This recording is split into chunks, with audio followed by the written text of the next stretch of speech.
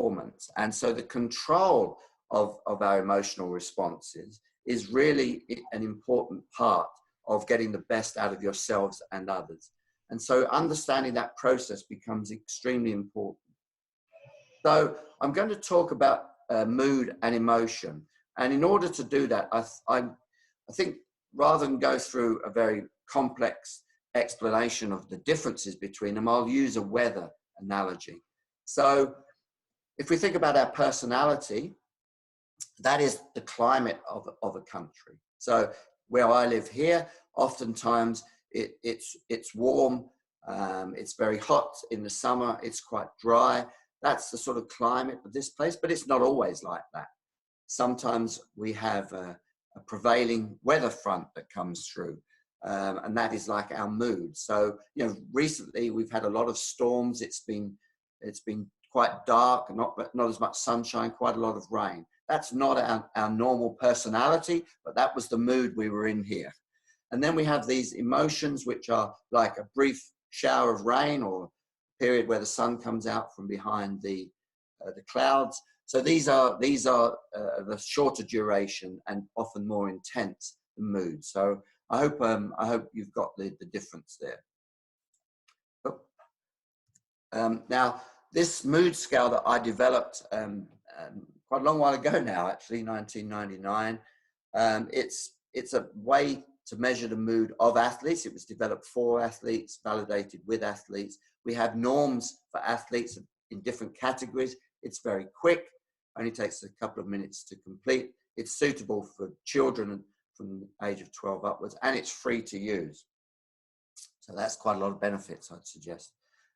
The other benefit, of course, is that it's in Brazilian Portuguese as well, and that was developed by Isabel, and we published it in English first of all, but there's several publications now in Brazil for the early detection of overtraining syndrome. It's used to monitor cardiac rehabilitation patients. So I want to look around some ways in which we can develop this as a sort of partnership between USQ and Brazil. So this is an example of a mood profile. You can see there are 6 measures: tension, depression, anger, vigor, fatigue, and confusion. And these are shown in what we call standard scores, which always have a mean of 50 and a standard deviation of 10. So that's why we call that actually the water line, that you can see that white line going across there. So in this instance, the person has quite high tension and anger. Fatigue is a bit above the norm. Depression and confusion are at the norm, and vigor's low. Now, would that be right for good performance? Doesn't take a genius to say probably not. So what would we be looking for? Well, historically, we've been looking for this, which is known as the iceberg profile, where most of the scores sit below the waterline and a bit above. So vigor's high, the other scores are low. That has traditionally been seen as something you're trying to promote for good performance, but it's more complicated than that, of course.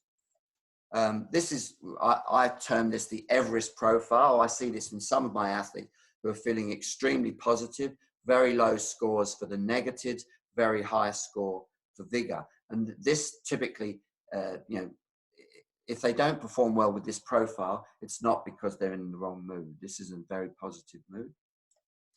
We have this one, the inverse iceberg, and this has been used for many years, particularly at the British Olympic Medical Centre. A doctor there called Richard Budgett, who I worked with for many years. He's actually now the Chief Medical Officer for the International Olympic Committee. And this was part of the diagnostic criteria for many overuse injuries, so overtraining, for example, because from a physiological perspective, it's actually difficult to diagnose overtraining or chronic fatigue syndrome, or what they sometimes call unexpected underperformance syndrome. So the inverse iceberg profile was part of the diagnostic criteria. And it is indicative of many things, this. It shows that the person's mood is upset. And often when our mood gets upset, it's a precursor for some physical ailment. So if I see this in an athlete, I don't ignore it. This requires follow-up. But more recently, we've developed or we've identified a number of other specific profiles which were not in the literature before. We've done this since 2017, and I'm going to show you those. This is what we call the inverse Everest. This is where the negatives are extremely high. You're looking at 3 standard deviations above the mean. This really indicates probable psychopathology. This is almost a clinical profile if you get this.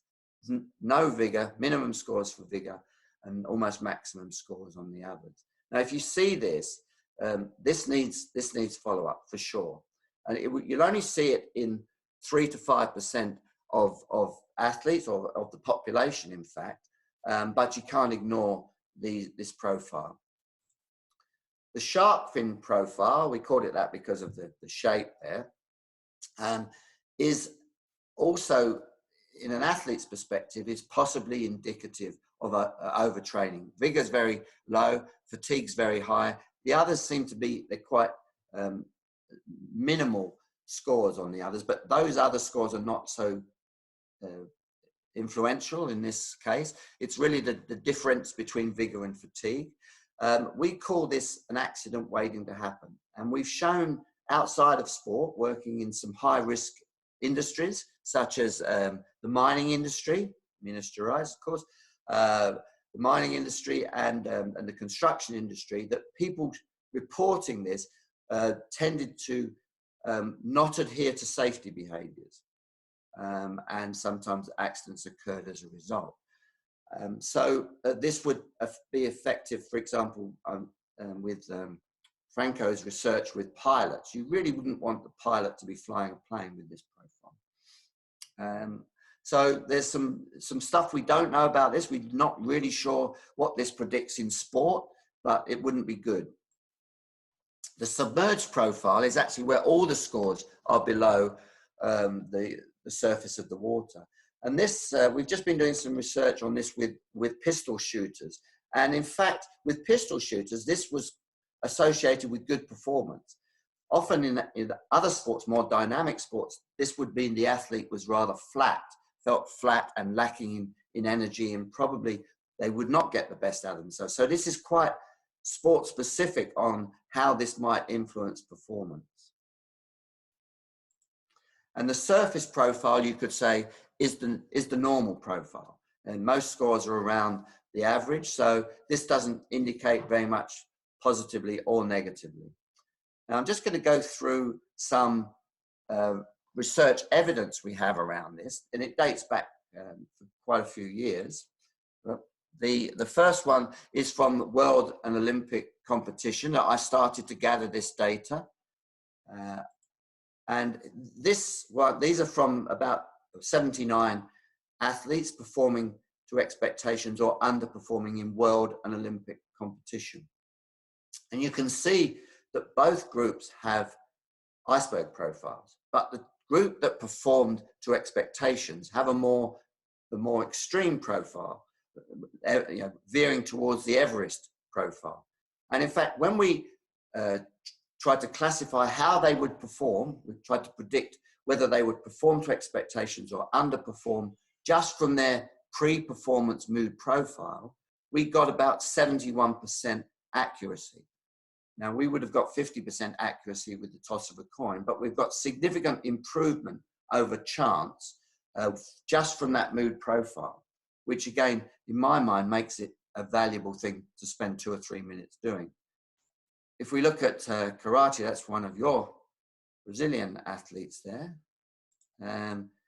We found here that we could predict with 92% accuracy who would win or lose in their fight just from the mood profile. And what's different here is that the anger scores were facilitative for the karateka. They aided performance, but of course, an anger can be a very powerful and very effective emotion only if it's channeled appropriately. And this is sometimes the problem, that people are unable to channel their tension or their anger because some of the other mood elements interact, particularly if people are feeling have a few symptoms of depression or of confusion. They tend to direct their tension and anger against themselves. And so this notion of mood regulation becomes critical. But of course, if you before you can regulate emotion, you really need to know what the profile looks like. So some of the uses of mood profiling, overtraining as a prevention and indeed to monitor them during rehabilitation is really a key element of this. So you will see an inverse iceberg profile or an inverse Everest profile with someone who is either at the overtraining stage or at significant risk of it. So it becomes an early warning signal. This for me is a very sad photograph. This was from the Olympic Games in Beijing, and I was working with this individual who was the great hope of his nation, and in fact just bombed out. He performed really badly. And that's when my work with him really started, because he went back to Ireland, I came back to Australia, but I continued to monitor his mood. And if we look at it here, after, you can see the day after the games, look where his depression and anger scores are. He's clinically depressed at this stage. But you can see as we monitored him, he did make quite a quick recovery. So I monitored him for almost daily for those 2 weeks. And you can see that he still got knocked back to where he would be. He's still an inverse iceberg even after the 2 weeks, but he's improving. So it was useful to monitor emotional recovery of that person. And that's a key way that I use it. Not just the recovery from a bad experience, but the lead into a preparation is a crucial intervention for me. Probably the way I use it